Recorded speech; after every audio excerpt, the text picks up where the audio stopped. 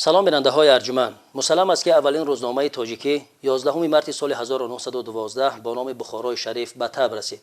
همین است که همه ساله در کشور 11 مارس همچون روز مطبوعات تجلیل کرده می شود.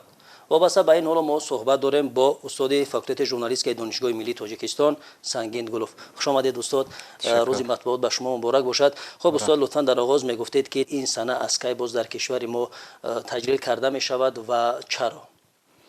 نخست من همی اهل قلم، اهل سخن، مطبوعاتچیان و در سیمای آنها تمامی کارمندان واسطای اخبار عامه تاجیکستان را به روز مطبوعات تاجیک، روزی احترام به اهل قلم صمیمانه تبریک میگویم. امید میکنم که قلمشان، سخنشان همیشه سازنده باشد و به نفع همین دولت، همین ملت، همین سرزمین خدمت کند. تشکر. و طور یادآور شدید شما 11 مارس سال 1912 نخستین روزنامه تاجیکی بخارای شریف از چاپ برآمد و این به آن خاطر نخستین روزنامه تاجیکی است که خواننده خود را در قلمرو امارت بخارا جستجو کرده بود.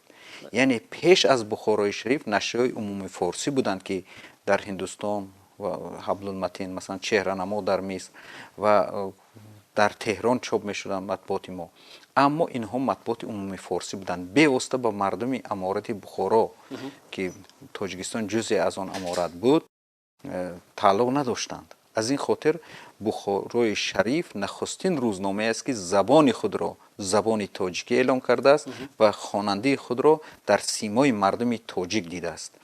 و همین چراغی که مسئولین بخارای شریف افروختند 109 سال قبل تا به امروز راهی مطبوعات ما، راهی واسطای اخبار عامه ما را، اهل قلم را راهنمایی میکند و خوشبختانه در زمان استقلالیت امکان پیدا شد که ما روزی مطبوعات خود را از روزی 5 می که به روز نشر روزنامه پراودا عمومی اتفاقی راست می آمد به 11 مارس گردانیم و امسال ما 25مین مراتبه است که روزی مطبوعات را در روز 11 مارس یعنی از سال 1997 ما تجلیل میکنیم. این همه با شرافت استقلالیت است. یعنی استقلالیت امکان داد که ما حافظه تاریخی خود را از سر نو نگاه کنیم، به موضوع خودشناسی ملی، خودآگاهی ملی و تجلیل از جشن بخارای شریف. این یک نوع احترام به اهل قلم است، به اهل سخن است. در هیچ کشوری دنیا روزی مطبوعات به مثل ما با تنتنه با شکوه تجلیل نمی گردد. این همه از برکت استقلالیت است و توجهی به واسطه اساسگزار صلح و وحدت ملی پیشوای ملت پرزیدنت جمهوری تاجیکستان محترم امام علی رحمان به اهل سخن، به اهل قلم است و همچنین یک نوع احترام، یادآوری از زحمت همه آنهایی که در راه مطبوعات تاجیک خدمت کردند می باشد. من گمان میکنم که اگر استقلالیت در ابتدا پیش پا خورده بودیم، اما مطبوعات ما توانست که مردم را در شناخت استقلالیت راهنمایی کنند، در شناخت صاحب دولت بودن. چون ما 1000 سال به دولت بودیم، اما همین اهل قلم در ضمیر مردم یک افتخار از وطن داشتن، از استقلالیت داشتن، از صاحب دولت بودن را بیدار کردند و امروز مطبوعات تاجیک به همین وظیفه خود بسیار صادقانه خدمت میکنند. در مورد مثلا نقش روزنامه‌نگاران در اینجا حرف زدید. نقش همین روزنامه‌نگاران اهل قلم رو عموما در پایداری صلح و وحدت شما در چی میبینید؟ چگونه میبینید؟ واقعا وقتی که ما همین پیشروی جامعه را میبینیم، پیش از همه همین انعکاس کننده پیشرفت جامعه پیش از همه اهل قلم یعنی واسطای اخبار عامه هستند و مطبوعات از روز نخستین استقلالیت تا به امروز هر چیزی که در دولت ما رخ داده است مطبوعات ما آن را انعکاس کرده است. یعنی ما مشکلات داشتیم و به امروز که به یک دولت باثبات، آرام، عضوی کامل حقوق جامعه بین الملل رسیدیم، همین مطبوعات خدمت کرده است، زیرا مطبوعات همین آهنگی سازنده سیاست حکومت را از سال 1992 بعدی همون سیاسی مشهور خوجند به مردم رساند و در هدفهای سازنده حکومت را مطبوعات توانست که به مردم رساند و در ضمیر مردم یک امید را زنده نگاه دارد، امید به آینده نیک رو. و امروز مطبوعات ما در برابر همه دیگر نهادها برای صلح و ثبات جامعه، برای پیشرفت جامعه، از جمله برای عملی شوی هدفهای استراتژی دولت و حکومتمون بسیار خدمت‌های ارزنده کرده است. مثلا همین برآمدن از بنبست کمیونیکاسیونی این فقط یک راه نیست، یعنی همین بنیاد تونل ها و راه هایی که در دوام استقلالیت و خصوصا در 20 سال آخر اگر ما نگاه کنیم، این فقط یک جنبه اقتصادی ندارد بلکه جنبه معنوی دارد. این وحدت مردم تاجیکستان رو تامین میکنه، وحدت منطقه های تاجیکستان رو. و از نگاه دیگر مردم وقتی که به منطقه گوناگون مملکت سیر میکنند، سیاحت میکنند، سفر میکنند، آنها به زیست و زندگانی همدیگر آشنا میشوند و در همین زمینه یک وحدت ملی ما به وجود می آید. به همین خاطر مطبوعات ما توانست که همین دستاورد ما، یعنی ما در 30 سال آخر دو دستاورد بزرگترین ما که هیچ قیاس نمیشوند در طول تاریخ، این استقلالیت دولتی ما است و دوم همین صلح و وحدت ما، آرامی کشور است. درست است. خب استاد، نقش مطبوعات عموما میتواند یک بزم آن که سازنده هست سوزنده هم باشد. بله، این جای این کار نیست. در سخن همیشه دو پهلو دارد، سخن سازنده، سخن سوزنده. ببینید، تیغ در دستی طبیب طبابت میکند ما را، ولی تیغ در دست جلاد آدم میکشد. درست است. یعنی سخن را کی میگوید، چطور میگوید، سخن به کدام هدف گفته میشود، این بسیار مهم است. امروز اهل قلم ما را ضرور است که سخنشان وحدت آفر باشد، سخنشان برای پیشرفت جامعه مساعدت کند. زیرا امروز همه شاهد هستیم که روند جهانی شوی تا رفت پرپیچ‌تاب‌تر شده ایستاده است و گفتگوی تمدن ها به برخورد تمدن ها تبدیل یافته است و در همین زمینه ما باید سخنمان را سنجیده گوییم. چون تمام تاریخ ما اگر نگاه کنیم از همون بزرگان ادبیاتمون همیشه سخن را به نفع مردم گفتن را آموختن ما را. یعنی سخن بسیار عزیز و معتبر است در نزد مردم ما و ژورنالیستان که امروز یک رسالت بسیار مشکل، مسئولیت بلند بر دوششان است، باید همیشه تلاش کنند که سخنشان سازنده باشد، به نفع مردم باشد. از نگاه شما امروز فعالیت امروزه مطبوعات تاجیک چگونه است و آزادی بیان و اخلاق ژورنالیستی در مطبوعات تا کجا رعایت می شود؟ وقتی که ما همین استقلالیت میگوییم، همیشه ما باید یک نظر قیاسی اندازیم. در سال 1991 سالی که ما استقلالیت به دست آوردیم، در تاجیکستان 121 نشریه چاپی داشتیم ما. یعنی مجله و روزنامه همش در عموم 121 تا بود. امروز در تاجیکستان موافق معلومات وزارت فرهنگ جمهوری تاجیکستان 376 نشریه و مجله چاپی در تاجیکستان به نشر میرسند. این نشانی پیشرفتی مقداری مطبوعات تاجیک است، زیرا برای پر کردن فضای اطلاعاتی تاجیکستان در برابر مطبوعات همچنین واسطه اخبار عمومی دیگر، رادیو، تلویزیون، اگنسی اطلاعاتی نیز فعالیت میکنند. از نگاه مقدار ما خیلی برد کردیم و در عین زمان همین استقلالیت امکان داد که معیارهای بین المللی ژورنالیستیک از جمله آزادی بیان، آزادی سخن و مطبوعات ما راه یابد.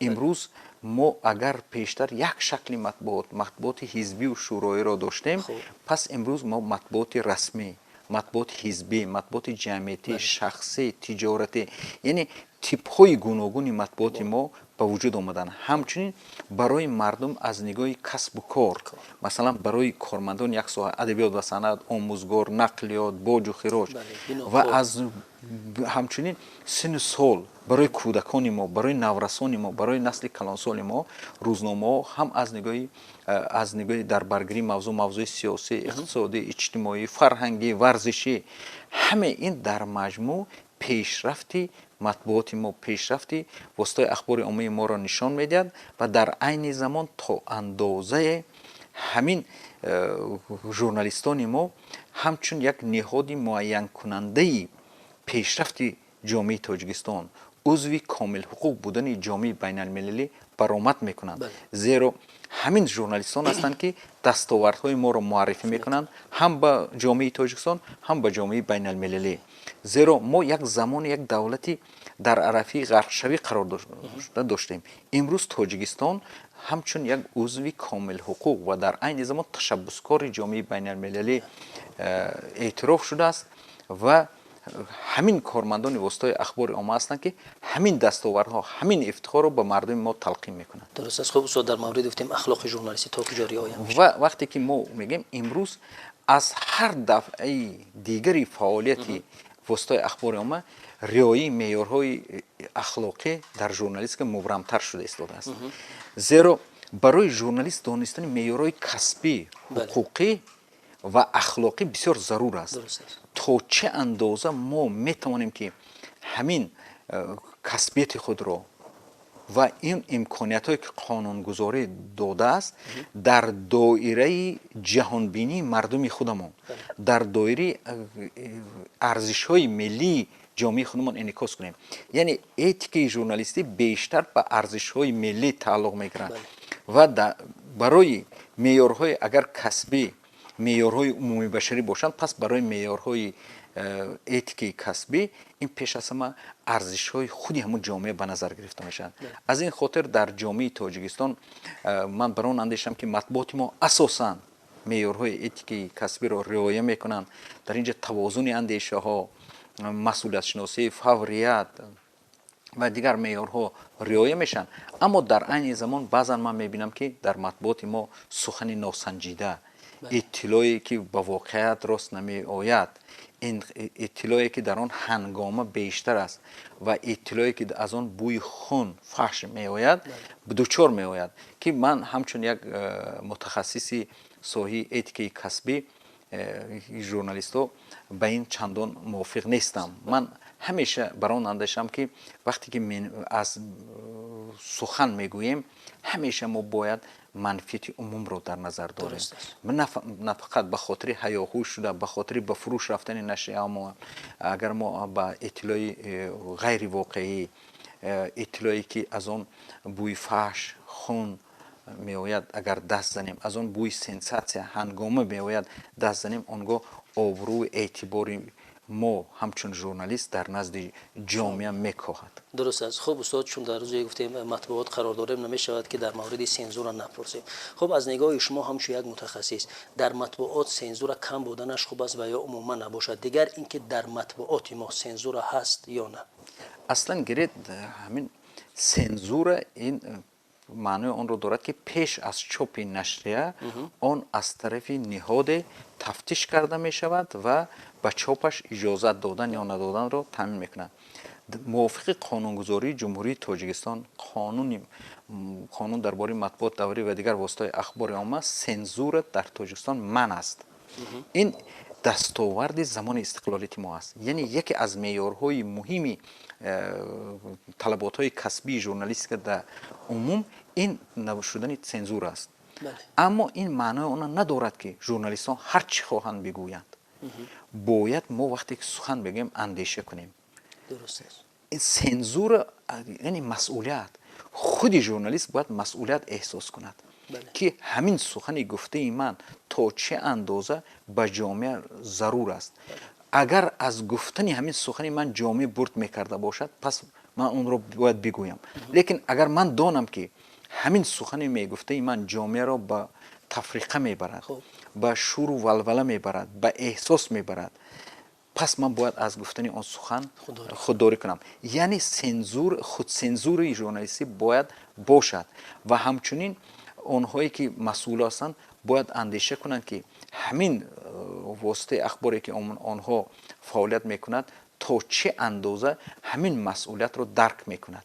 яъне сухане ки байни ду кас гуфтугӯ карда мешавад ё дар нақлиёт ё дар ягон ҷои дигар вай дигар аст, аммо сухане ки аз тариқи воситаи ахбори омма гуфта мешавад масъулият дорад. андешида бояд мо сухан гӯем. Аз ин хотир ман ба имондорон мегам дар матбуоти тоҷик сензура нест, аммо худи журналистон бояд масъулият эҳсос кунанд ва хушбахтона ҳамин масъулиятро кормандони воситаҳои ахбори оммаи мо дарк мекунанд. ташаккур. хуб устод, дар кишвари мо чавре ки шумо медонед як фармоне ба тасвиб расида аст ки миёни рӯзноманигорон он ба фармони 622 маъруф аст. хуб бешак ин фармон мансабдорони моро вобаста мекунад ки нисбати ин ё он матолиби танқидии расонаҳо як вокунише нишон диҳад. аз нигоҳи шумо хуб ин фармон ба имиҷи матбуоти мо то куҷо таъсир расонд? воқеан ҳам худи ҳамин фармон нишони эҳтиром, нишони қадр доштани сухани журналист дар назди ҷомеа аст, дар назди давлату ҳукумат аст. ман чанд сол пештар дар як сафаре ки дар Бишкек будем, вақте ки дар хусуси ин фармон суҳбат мекардам, ҳамкасбони дигарамон аз ҷумҳуриҳои ҳамсоя таваҷҷӯҳ карданд ки то чӣ андоза давлату ҳукумати Тоҷикистон ба заҳмати журналистон эътибор медиҳад. ман гумон мекунам ки ин фармон бисёр ҷанбаи мусбат дорад ва он ки ман шахсони мансабдор, шахсони масъулро водор месозад ки ба навиштаҳои журналистон вокуниш нишон диҳанд, ин хуб аст. аммо аз паҳлӯи дигар вақте ки ба маводҳои танқидӣ дер ҷавоб мерасад ё ки ҳамун шахсоне ки танқид шуда ба ҷои ислоҳи камбудии ҷойдошташон кӯшиш мекунанд ки худсафедкунӣ кунанд, ин чандон хуб нест. яъне дар умум мо ҳамамон як вазифа дорем, хизмат кардан ба ҷомеаи Тоҷикистон. пас агар матбуот аз камбудӣ мегӯяд, ин вазифаи о аст ва вазифаи ниҳодҳое ки дар ин матбуот танқид мешаванд ислоҳи камбудӣ аст, ислоҳи вазъият аст, на ин ки ба худсафедкунӣ журналистонро гунаҳгор кардан аст. яъне ва дар айни замон журналистон бояд масъулият дошта бошанд ки танқидашон на ғаразу манфиатҷӯӣ, балки ислоҳи камбудӣ бошад, балки ошкор кардани камбудӣ ва роҳҳои ҳалли масъала бошад. درسته. خب استاد در مورد انمون انتقام جویی و که غرضها گفتید، ژورنالیست آیا حق دارد که همچون از غرضهای شخصی خود این یا آن مطالب را به نشر رساند؟ یکی از معیارهای اساسی هم کسبی، هم حقوقی و هم اتیکی فعالیت ژورنالیستی این با منفعت شخصی استفاده نبردن واسطه اخبار عامه میباشد. یعنی تمام استانداردها همین رو طلب میکنن که هر شخصی که در واسطه اخبار عامه کار میکنن نباید با منفعت شخصی اینها رو استفاده برد. و شما اینجا در اصطلاح ژورنالیست گفتید، من نه همه کارمندان واسطه اخبار عامه رو همچون ژورنالیست میشناسم، زیرا که ژورنالیست بودن مسئولیت است. ژورنالیست بودن قدری همین کسب رو دانستن است، قدری سخنی میگفته خود رو دانستن است و به همین خاطر آنهایی که به زحمت ژورنالیست نمیرسند و آنهایی که خود رو ژورنالیست گفتن لیکن غرضهای شخصی رو پیش میکشند، اینها آنهایی هستند که باری همین مسئولیت ژورنالیست رو ندارند. همونطوری که شما میدونید در دنیای پیشرفته مطبوعات آزادی بیان عموما نه از روی تعداد نشریه ها بلکه از روی صفت آنها بها داده میشد. خب در کشور ما به کدام از اینها بیشتر اهمیت میدهند؟ واقعا ما طوری در بالا گفتیم، ما تعداد مطبوعات ما نسبت به سالهای پیش خیلی افزوده است، اما در عین زمان این معنی ندارد که از نگاهی کسبیت صفتی ما کمبودی نداشته باشیم. امروز در برابر آن که ما ژورنالیستان صاحب کسب داریم، نشریه‌های با صفت داریم، نشریه‌ای که واقعا به طلبات‌های کسبی ژورنالیست جوابگو هستند موجود هستند، اما در عین زمان در مطبوعات ما بیشتری وقت ما مشاهده میکنیم که همین هنگامه و سودجویی و همینا پیش میآیند، اطلاع غیر واقعی رو دچار میشیم و در عین زمان یکی از مشکلات امروزی مطبوعات ما که به صفت ژورنالیست ما تاثیر میگذارد، این کم فعال بودن مطبوعات محلی است.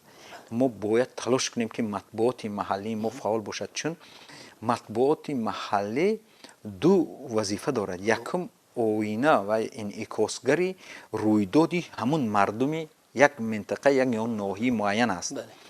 و مردم وقتی که در همین آینه خودش رو میبیند با اون باور میکند، توجه میکند و در عین زمان همین آینه، همین انعکاسگری حیات جامعه یعنی مطبوعات دوری در ترغیب و تشویق سیاستی دولت و حکومت بسیار نقش مهم دارد، چون این به مردم نزدیکتر است و وقتی که این مطبوعات فعال می شود مردم خودش رو در اینجا می بیند، یعنی که در اونجا حیات و زندگی و فعالیتی همین مردم انعکاس می یابد و توجهش بیشتر می شود. یعنی این منبر رو ما نباید به حال خود گذاریم. و فکر من حکومت باید برای احیا و پیشرفتی همین مطبوعات محلی خدمت کند، گرانت ها جدا کنند، بورسیه ها و امکانیت ها دهند. زیرا ما در چند سال آخر میبینیم که مطبوعات محلی ما در ابتدای استقلال به مشکلات دچار آمده بود، اما امروز احیا شده ایستاده است. اما وقتی یک ناحیه که 300,000 اهالی دارد همگی 500 یا 1000 نسخه نشر چاپ میشد، این بسیار کم است. از این خاطر ما باید تلاش کنیم که مطبوعات ما در برابر مقدار همچنین در منطقه ها نیز باید فعال باشد. خب استاد، همونطوری که میدونیم در جامعه امروز مثلا هم مطبوعات دولتی است و هم مستقل. خب تفاوت بین اینها رو شما در چی میبینید؟ من یکی از آنها هستم که هیچگاه نمیخواهم که نه تفریقه گذارم نه تفاوت گذارم بین این مطبوعات. یعنی مطبوعات تاجیک است. یعنی نوبسته از اون که کی در کدام واسطه اخبار عامه فعالیت میکند، همه یک وظیفه دارند: تامین حقوق جامعه با گرفتن اطلاع. این وظیفه همشون است. مثل که معلم خود در مکتب خصوصی، خود در مکتب حکومت دولتی باشد، یک وظیفه دارد: تربیت، تعلیم و تربیت نسل نو است. دکتر در کدام مؤسسه کار نکند، و مؤسسه خصوصی طبی است یا مؤسسه دولتی طبی است، یک وظیفه دارد: طبابت مردم. پس واسطه اخبار عامه تاجیکستان هم یک رسالت، یک وظیفه دارند. و بهترین سخن را در این باره پیشوای ملت سال 2012 در روز 100 سالگی بخارای شریف تاکید کردند که من بین مطبوعات دولتی و مطبوعات غیر دولتی فرقیت نمیگذارم، همه شما یک وظیفه دارید: برای پیشرفت جامعه خدمت کردن. این مهم است برای ما. درست است. خب استاد، چون که شما امروز در فاکولته ژورنالیست که به دانشجویان درس میگوید، عموما به ژورنالیستان آینده گوییم، لطفاً میگفته که تا امروز بین نظریه و عملیه روزنامه‌نگاری چه تفاوت رو مشاهده کردید؟ میدونید چی؟ همین ژورنالیست وقتی آماده کرده میشود که وای هم از نظریه و هم از عملی ژورنالیست برخوردار باشد. یعنی ژورنالیستان از شمار کمترین متخصصان هستند که باید هر دو رو برابر دانند. و یک چیز دیگر رو باید بگم که مثلا یک متخصص میتواند نظریه کسبش رو نداند، اما وقتی که بیوسته به استحصالات میرود در اونجا یاد میگیرد.